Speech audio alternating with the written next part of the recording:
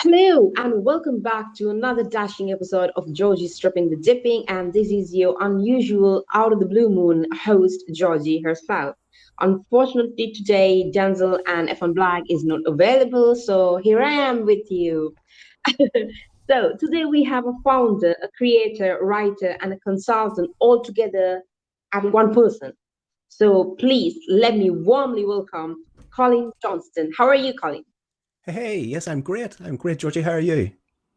I'm doing great as well. So I'm super excited to have you over for the show. So my first question, I'm gonna straight away dig down through Oh, the straight at questions it. right away. Straight at So, it. where did your passion for motorsport originate? Describe your earliest motorsport memories for us, please. Oh, well, I guess like so many, I'm a child of the 70s and 80s. So for so Mhm. many of us, it started on TV. I guess my first memory probably is I have a vague recollection of seeing the start of the 1976 British Grand Prix on TV. And some of your listeners may remember that one. There was a crash at the start, and James Hunt's McLaren going up in the air in the first corner of Brands Hatch. I imagine I saw that as a child, but that was long ago. It was a very early memory. Um, but more seriously, I got into it 1982. I have an uncle who was interested in motorsport, and he sort of got me onto Formula One, and I've been watching Formula One since San Marino in 1982. And again, another great race, another legendary race that featured very recently in the Gilles Villeneuve and Didier Pironi a documentary that was on Sky F1 just a few weeks ago. So, yep, F1 then, and also in Northern Ireland here, a lot of rallying, always has been. And I was taken along to the Circuit of Ireland rally at Easter and things like that there, following the rallying. And yeah, that was all an early influence. But I mean, you have great memories of the whole Grand Prix, so I'm super excited to dig deep more. So you run a lovely website called racingdaydreams.com. Oh, that's very Where nice of you did to the say that. inspiration to where did the inspiration to start the website begin? What type of content is posted there? So this is going to be a very long question. Very And long question. what's your favorite article or content piece on there? Oh, right. Okay. Yeah. Well, very long question, very long answer, perhaps. Let's see. Um, the website sort of came, it partially came off the back of me using social media quite a Mm-hmm. lot and getting involved there and chatting with folks and um, doing a certain amount of fact checking is the wrong word, but telling a certain amount of stories or and correcting stories and correcting bits and pieces of history and finding that I was repeating myself now and again and really thinking that really I should probably write these things down once somewhere where I can link to them rather than having to explain the same things over and over. Combined with that, then it was a bit of a lockdown project as well. Um, Mm-hmm. I'd I had changed job and I needed something creative to do. It was kind of that lockdown period, so I sort of dipped my toe in the water doing a wee bit of writing around motorsport and motorsport history. And I was very lucky. Very quickly, a few folks in the industry encouraged me and said, this is okay. Stick at it. So I've built it up from there, and it's really a way of me doing some storytelling about motor racing and motor racing history, and I can do it on my own terms. I can post once a week. I can post once every 6 months. I'm not beholden to anybody.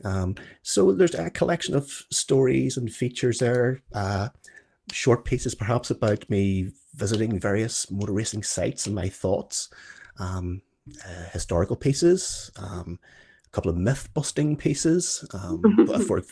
For example, the famous story of the Mercedes Grand Prix car having its white paint stripped the night before the race in 1934. Ooh. I think we finally put that one to bed. That it's a lovely story, but it's a myth. So things like that. Is it though? Is it though? Is it a myth though? It's a what? Sorry, is it a myth? is, is it a myth though? You sure It's that's a a, myth? it is a myth, and it is, yes. The timeline does not work out. There could not, in my opinion, there could not have been a white Mercedes W25 at the Avis Rennen, and then a prepared, repaired, stripped silver one at the Nürburgring. It couldn't have happened. And I think if you, it's a lovely story. It is a lovely story, and it was. I think the basis of it comes from Alfred Neubauer's, the Mercedes manager, his biography. But if you dig down, I think you'll find that the like of the Mercedes Museum will say it's a lovely story. I don't think anybody's really standing up now and saying it's gospel truth that that overnight all this paint was stripped to save 1 kilogram when it wasn't necessary.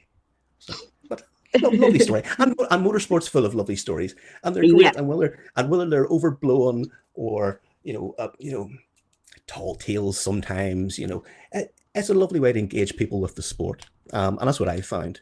People engage with stories and storytellers. What's your favorite article or the content piece on there on the website? Oh, choose my favorite. I was quite pleased with one I wrote recently. Wrote a research and wrote about the 1930 Ards TT race in Belfast here. It involved a wee bit of research as well, because the Mercedes team were excluded from that race. The cars didn't pass scrutineering. So it was quite fun to look into that and tell the story of that. Again, in a slightly storytelling style, but it's what I like to do. I like it to be factually correct, but an engaging story. I like the old-fashioned motor racing books, Tim Burton's Full Throttle and things like that. Some of the old things where they were telling the right story, but it was a ripping yarn and it was great fun, and I took you on a great ride. So when you write down an article or a content piece, what sort of topic, or how do you choose a topic? Oh, this is what I'm going to write, or also, what triggers that inspiration to write something? It can be anything, really.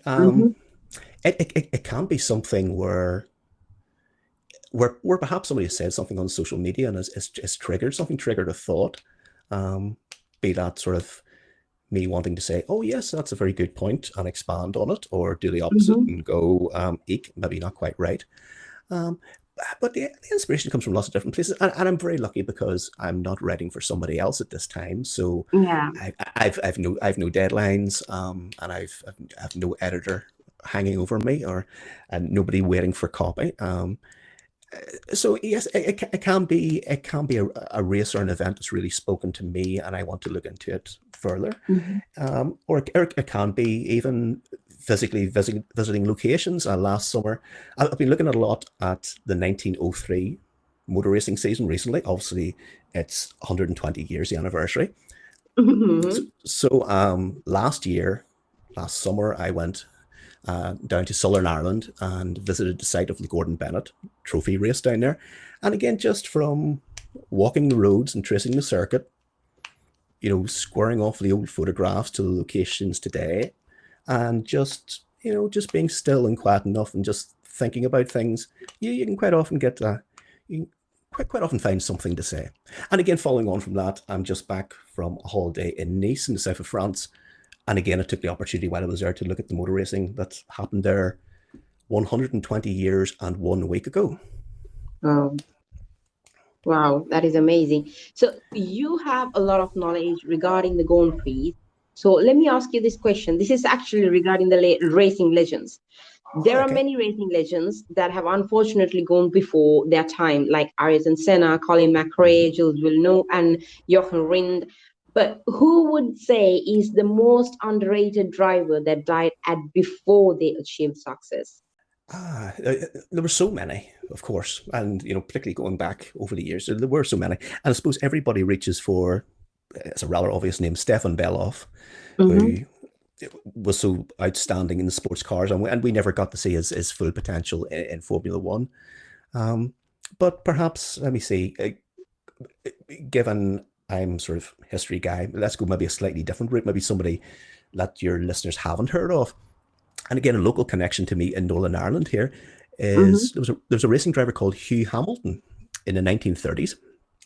Wow. And he was born in Omagh in Northern Ireland, and he grew up in England, and he was a friend of Richard Seaman, who was the great British racing driver of the mid-1930s and drove for the Mercedes-Benz Grand Prix team. And Hugh Hamilton was a great talent, and like many in that era, he came up through the ranks very quickly, but he had some enormous results, particularly in the small MG racing cars. At 1933, at the Eifelrennen, he had a class win in a supercharged AMG, and he won by 24 minutes his class around the Nürburgring. An outstanding driver, really very talented. And in 33 as well at the Ards TT in Belfast. He only just was beaten by Tazio Nuvolari over the course of the Ards TT. So he was a tremendous racing driver. And again, like our topic, sadly he died in 1934 at Bremgarten at the Swiss Grand Prix. But a great lost talent, and like so many, perhaps one that's slightly forgotten by those who don't take a specific interest. But he was a great talent, and he could have done great things. He did great things. Yeah. I mean, there are so many people that we have never heard of Mm-hmm. as the newcomers in the whole Grand Prix enthusiastic. But the thing is, like, there are so many talent that should be appreciated as well, just like the people that you mentioned as well. So Oh yes, there's yes. that. Yes. Mm-hmm. Since you mentioned Mercedes several times, I'm going to ask you these questions as well. Yeah. Mercedes have a rich history in motorsport, DTM, F1, and FIA GT1. Other than Lewis Hamilton, who's the greatest driver to race for the German outfit in any other motorsport series? The greatest Mercedes. The thing about Mercedes Benz, and I'm a fan of Mercedes Benz. I'm a fan of Oh, Mercedes Benz. that makes two of us then. Well, I'm a fan of them today. Very much a fan of them today, because I do like the way they go motor racing today. Yeah, But I think anyone who looks in depth at the history of motor racing comes to have this huge respect for Mercedes Benz and Mercedes, simply because there's 120 odd years of motor racing history there. yeah, From the first Mercedes racing car appearing in 1901 and winning almost immediately. So yeah, other than the fantastic Mr. Hamilton, not Hugh Lewis, hmm, who was the best? Well, you've got two big names there, two that come to mind straight away, and of course there has to be Sir Stirling Moss. hmm, Um, you've got three big names, because then you've got Juan Manuel Fangio. These are the greatest men who ever drove racing cars, perhaps. And a third one then that comes to mind is the great Rudi Caracciolo, the great German champion who was so closely aligned with Mercedes Benz for 20 odd years. Caracciolo, the great 3-time European Grand Prix champion, 6-time winner of the German Grand Prix, winner of the Mille Miglia in 1931. In fact, the Mille Miglia 1,000-mile sports car race in Italy, the only two times that the true Mille Miglia was won by a non-Italian was Rudi Caracciolo in 1931 and Stirling Moss in 1955, and they were both on Mercedes-Benz cars. So it's a hard call. I personally love Caracciolo. yeah. I Um, love Sterling Moss a lot. I mean, yes, of for me, I course. appreciate that talent because nowadays the Formula One cars are more technologically driven than Mhm. mechanically driven. But those days, it was all about the mechanical aspects. And driving a car those days means the driver is supposed to be like, sorry for using this word, but damn good on driving on that. And those days, those years, drivers, no offense for the drivers nowadays, anyways, but those days, those drivers had that nick for that whole fiesta. So, Oh, certainly those days, a 3 hour Grand Prix around the Nürburgring or Pescara or wherever, or Bremgarten or wherever. It was an incredible thing. yeah, It was a remarkable era, and perhaps those mid 1950s were the peak of Grand Prix motor racing. So again, yeah, yes, Sir Stirling Moss and Juan Manuel Fangio in that period for Mercedes Benz, outstanding. Another interesting thing, talking about these two men who won the Mille Miglia, Moss and Caracciola, and trying to split them in my mind in terms of who I would put ahead of the other. There was an interesting incident, and I think of it as a passing of the baton between the eras of motor racing and indeed within yeah, Mercedes Benz. on the 1953 Mille Miglia. I'm trying to think, am I right? Yes, it would have been the 53 Mille Miglia. Caracciola was on the Mercedes-Benz, and Stirling Moss passed him on the road with the C-Type Jaguar. And Wow. these two men at the two opposite ends of the century of motor racing, who both achieved great things with this great marque Mercedes-Benz. There was that moment where they passed each other on the road, and it was effectively the end of Caracciola's career, and it was Stirling Moss about to shoot for the stars. Wow. I heard this story. So, since I actually live in Sri Lanka in Colombo, and Mm-hmm. the two guys are in London. So we Yeah. connect from through the internet, anyways, through the technology that we hold this whole podcast. And Uh-huh. Denzel used to tell me that there's a saying that whenever someone is speeding in London or in UK, the coppers or the the policemen used to say, "Do you think yourself as Sterling Moss when they're speeding up?" So that was That's like a it. very nice, yeah. That's it. That's it. In Northern Ireland, sometimes we're slightly different. Certainly, that's like absolute classic of the Stirling Moss one. Sometimes in Northern Ireland, we evoke our famous rally driver Paddy Hopkirk instead. So, Oh, so you think. who do you think you are, Paddy Hopkirk? But but certainly, Sir Stirling was the man, a great man, and a great racing driver. So, diving into the other question that I'm going to ask you now, Yeah. is about actually Audi. Audi have been confirmed as an entry for F1 for the 2026. Given the new engine regulations coming in, do Mhm. you think that their return to the sport will be a success? And what do Audi have to do differently to ensure they don't fail like Toyota, Peugeot, or BMW? Oh, see, that's a big question. That is a big question. And if I knew the answer to that question, perhaps I wouldn't be sitting in Belfast. Perhaps I'd be, I don't know, sitting in Milton Keynes somewhere with a good job. Um, First of all, it's lovely to hear you say Audi returning to the sport because, of course, Audi as auto union does have Mhm. a great deal of history in Grand Prix motor racing in the 1930s. Um, I'm not super qualified to say what Audi needs to do to avoid being another Toyota. I think Toyota prove that you can't just throw money at the problem. And I suspect, and I think when you look at the most successful Grand Prix teams of this last few years and decades, I suspect, like everything in life, it comes down to people. Um, Obviously, Audi are will be working with Sauber, or it's a connection there. It's just Yeah. going to become Audi, for want of a better phrase. Um, but I think, like most things in life, if you choose the people you work with wisely and support them and give them the encouragement and give them a working, comfortable, supported working environment, you will get great things from them. So I think like most things in life, it'll be working with the right people and treating them well will work in their favor. More technical than that, I don't know. Certainly, Audi have had tremendous success across all sorts of formula and all sorts of different motorsport regulations over the decades. Um, Not least when I was a kid and I was standing in hedges watching Audi Quattros dance past. But certainly with their huge success in WEC, you would have to say that things look good for them. And certainly things look like they should get off to a good start. But what they will achieve is yet to be seen. And as ever, it will come down to the stopwatch.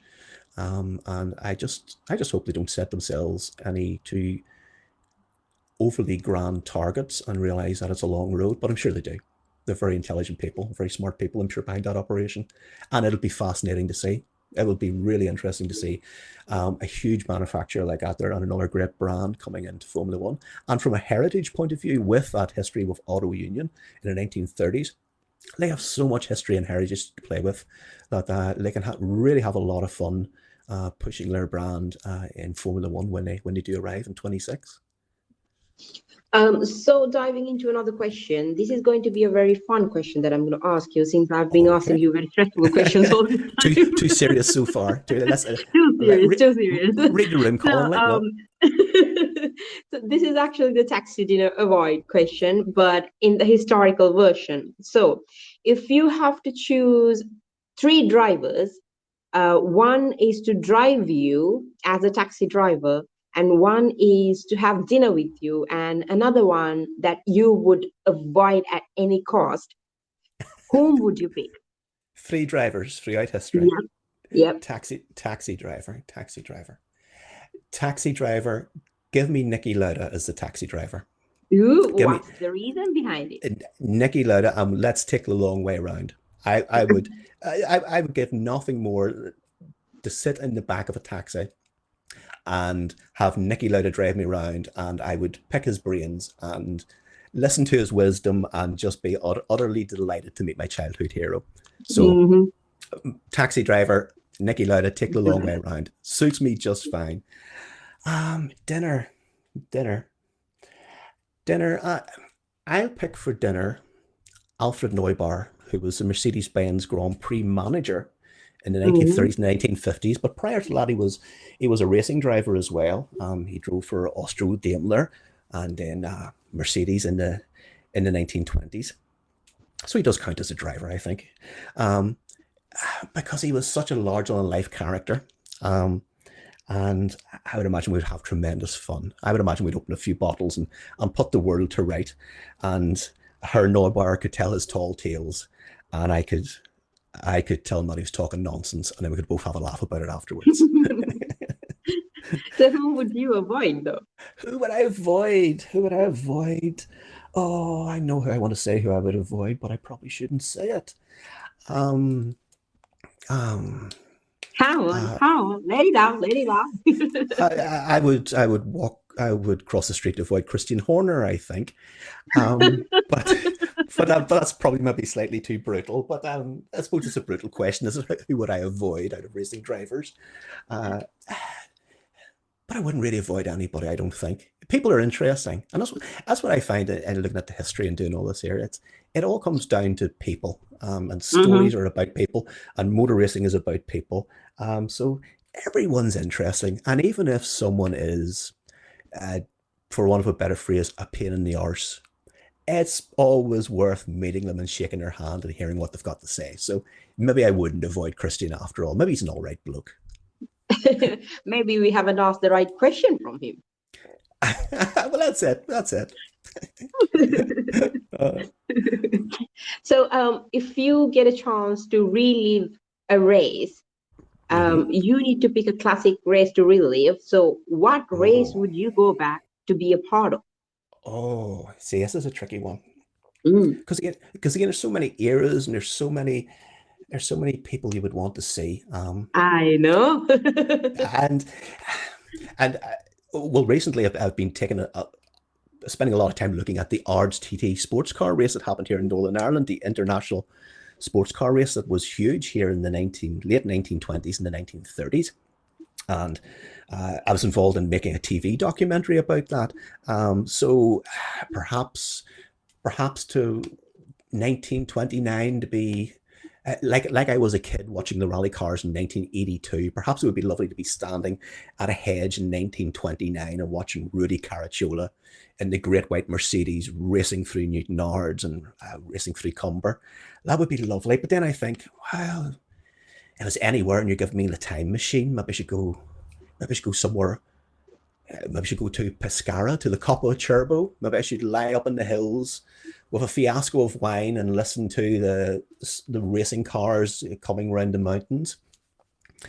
But if I was really to see a race, if you were to say to me, here's your time machine, and I can drop you in the middle of a racing team anywhere in history, I think I would have to go to Tripoli in Libya in 1939 for the 1939.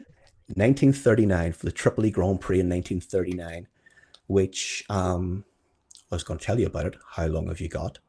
Stop me if I ramble. But it was a race for which a formula was introduced at the last minute, relatively speaking, at the last minute. And Mercedes Benz built a special small voiturette Grand Prix style car, especially for this race, in secret, in for the day record time, and they built two of these small Grand Prix type cars, and eventually they finished first and second in the race, but not without a lot of drama. And if you were to drop me anywhere in the world, yeah, put me in the Mercedes pit box in Tripoli in 1939 to see Rudy Caracciolo and Lang racing the W165 Voiturettes at Tripoli.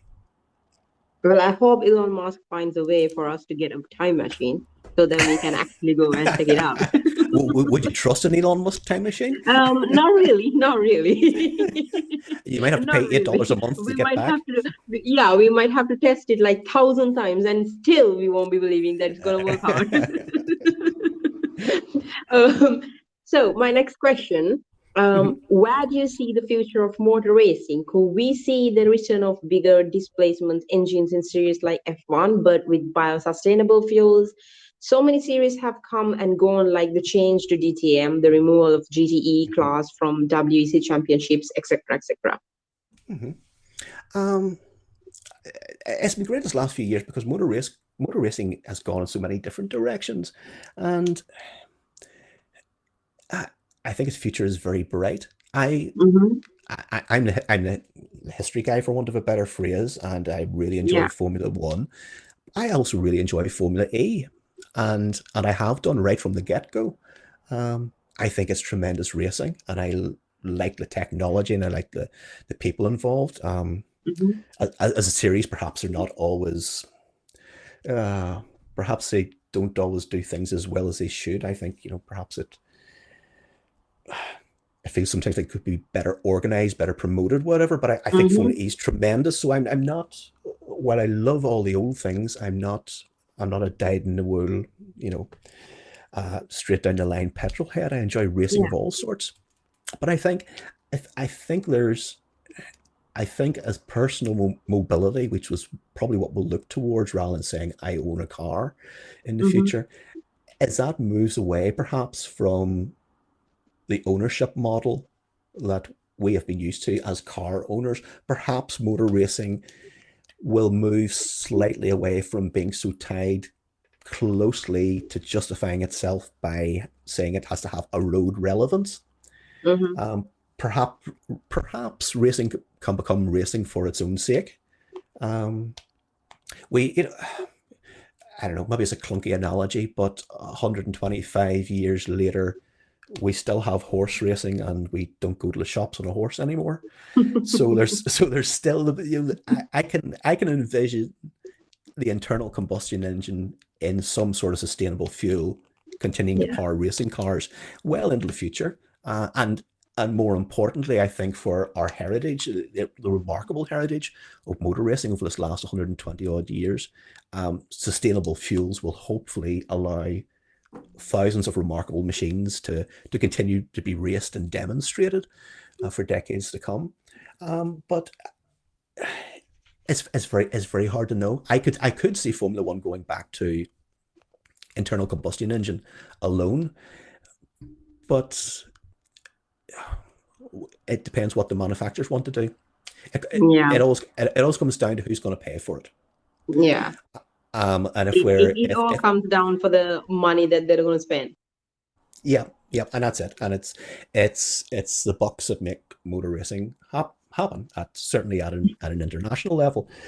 So if we were talking about Audi, so if the Audis and the Mercedes-Benz and other manufacturers can't see road relevance, will they still be interested in motor racing for a halo effect over whatever sort of product they're putting out, electric or whatever? So it's very hard to tell, but I can see pure motor racing in many different forms, be it electric or be it sustainably fueled internal combustion engines. I think we've got a strong future, and I think as long as there's two things with wheels on them and there's two men, I think they'll be racing each other.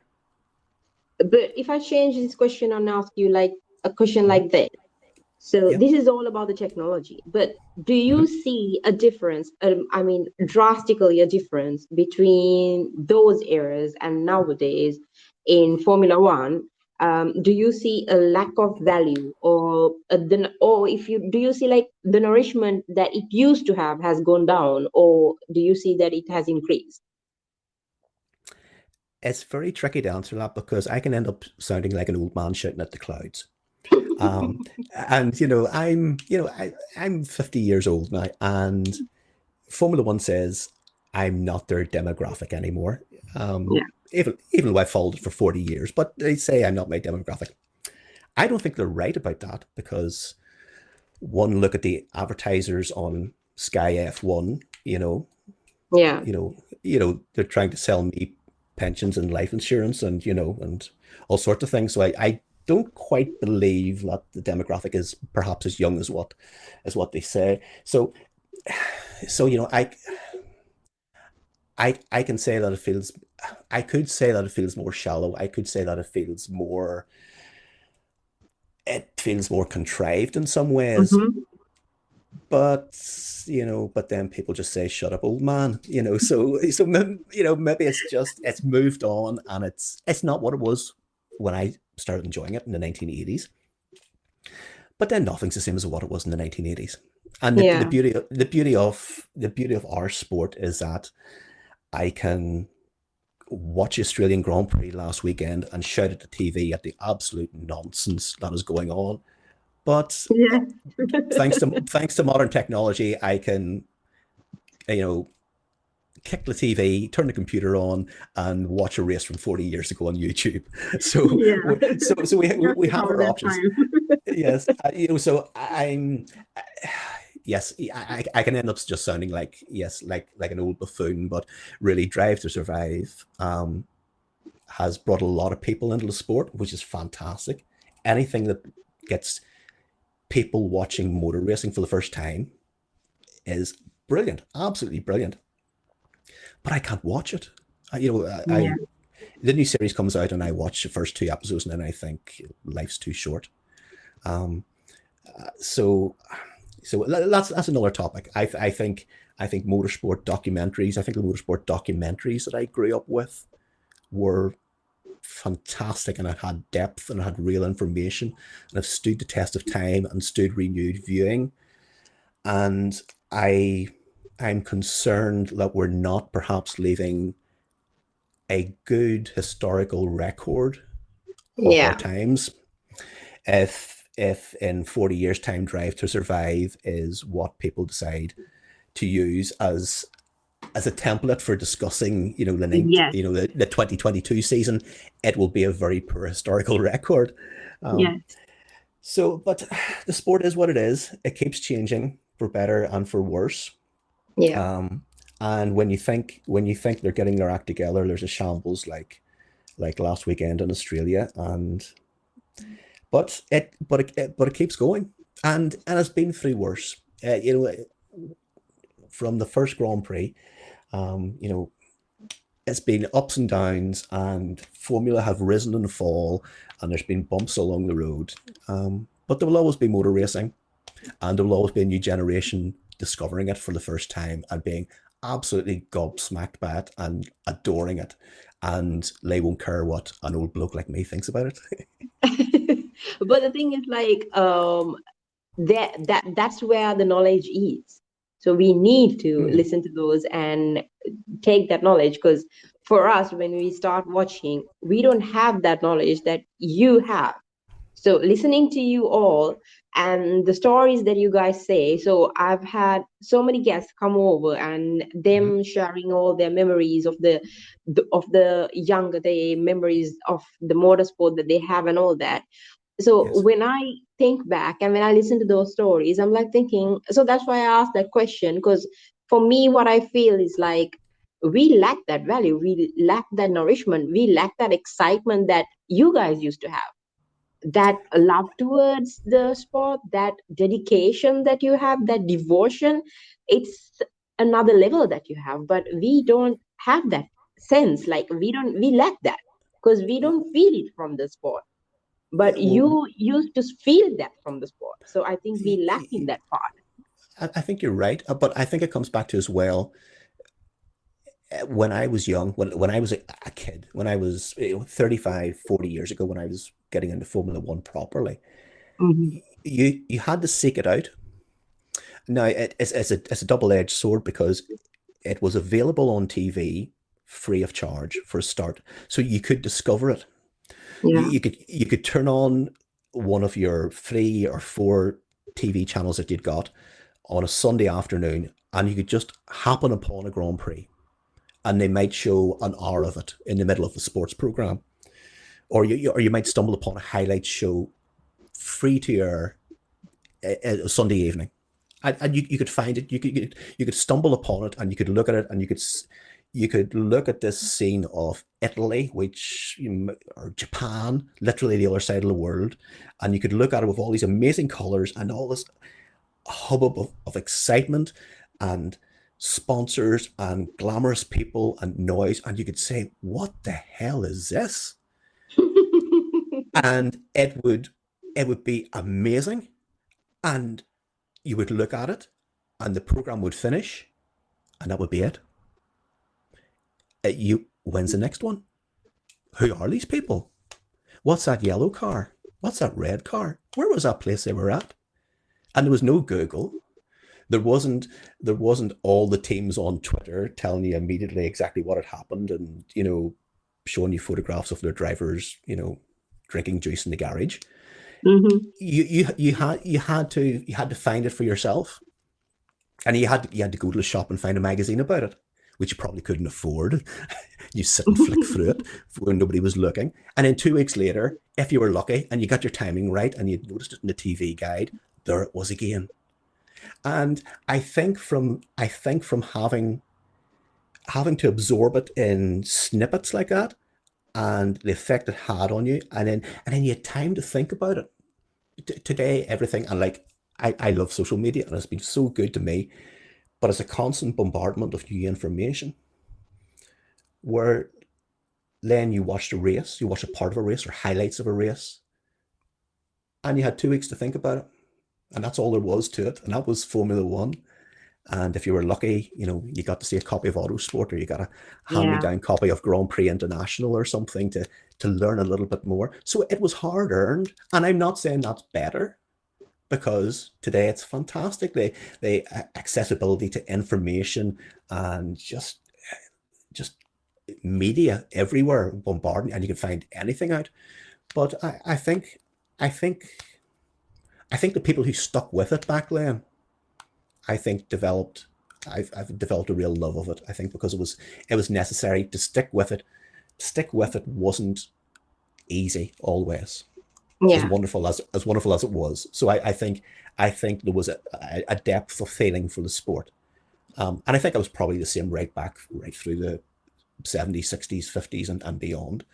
Yeah. But I'll say, but here we are today with all the new technology, which is wonderful, the new connectivity, and new generations are finding it in a different way and experiencing it in a different way. And it'll be interesting to see how that goes forward in the decades to come.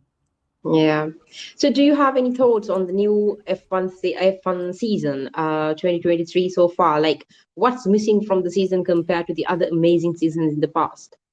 Oh, I mean, there's something missing, definitely.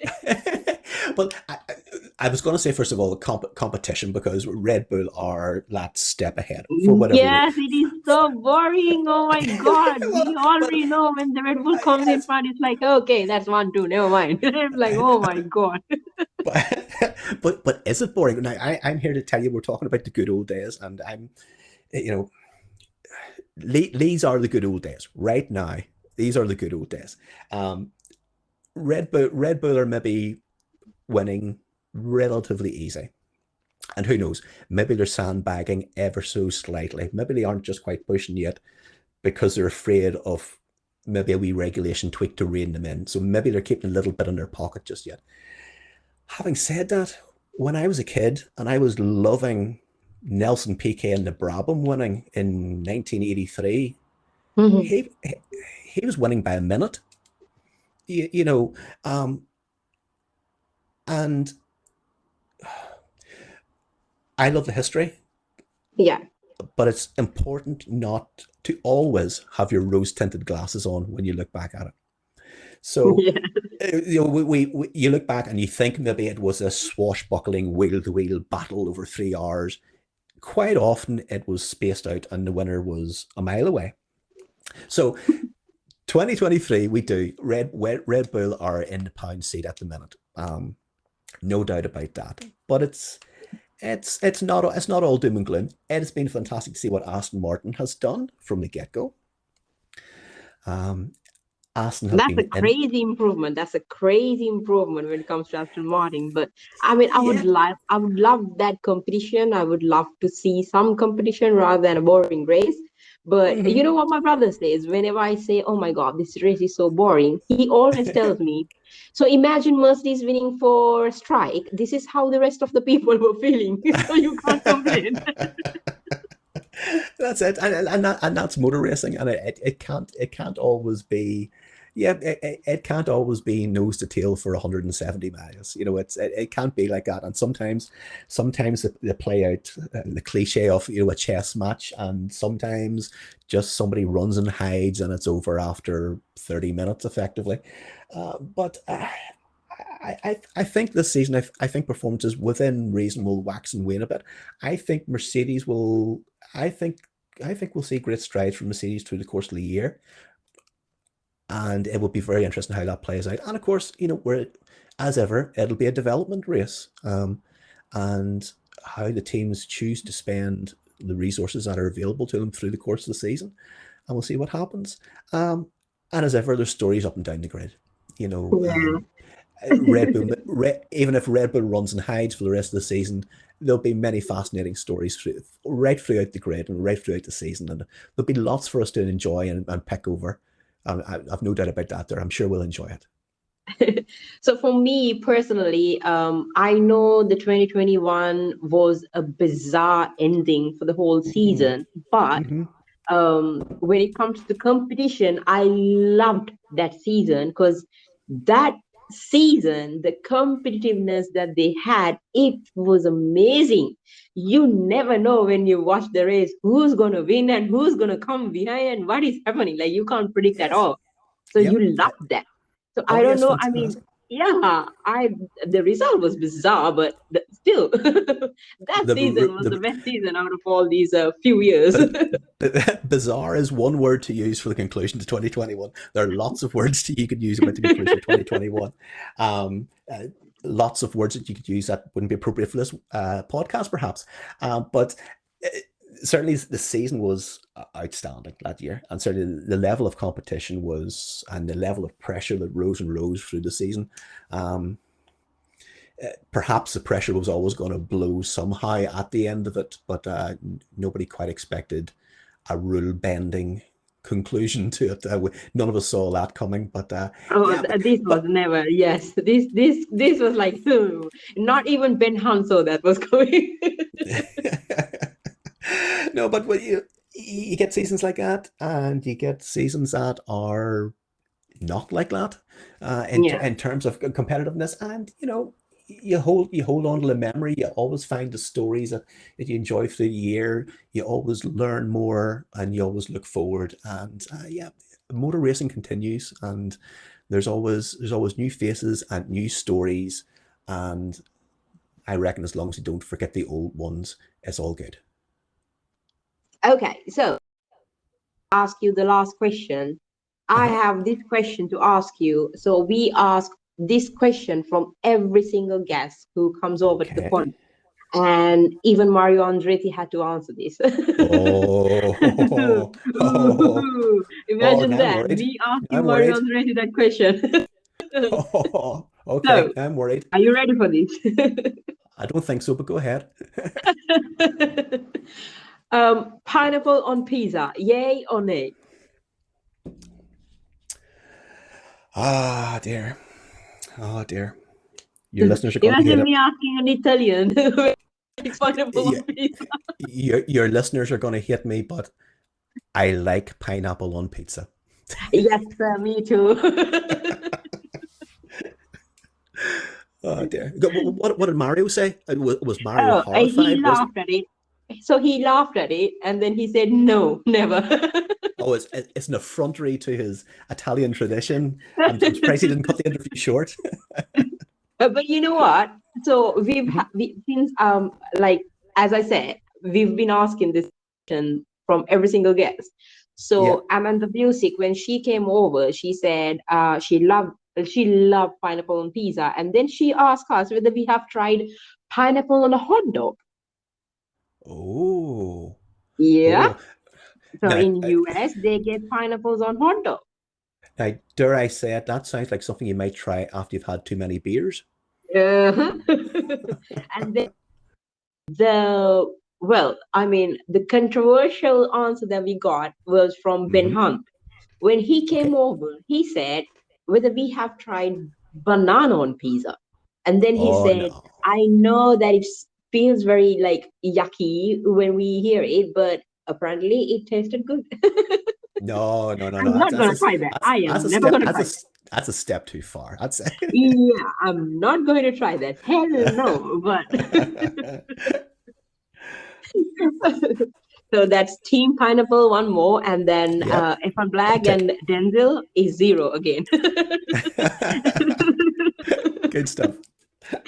So, what content can our listeners look forward to for the imminent future on Racing Daydreams? And how can listeners connect with you with their favorite historical motor racing moments or tales?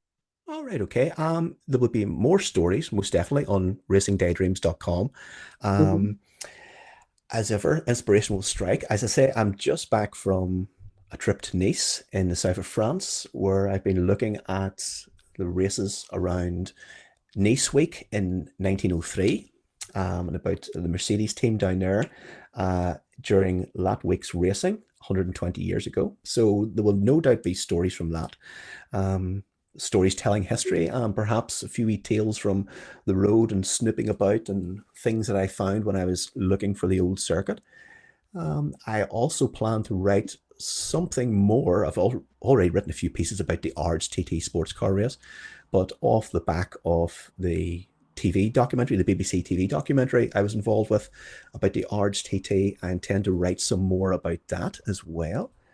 And I have a few road trips for during the year, so I will write about those as well and historical connections. And in the summertime, it is the 120th anniversary of the Gordon Bennett Cup race in Ireland, the famous international car race. And so I will probably be down in Southern Ireland exploring around that time, around that anniversary, at the start of July, and no doubt there'll be pieces about that as well. So there'll be, and other things as well that come to mind.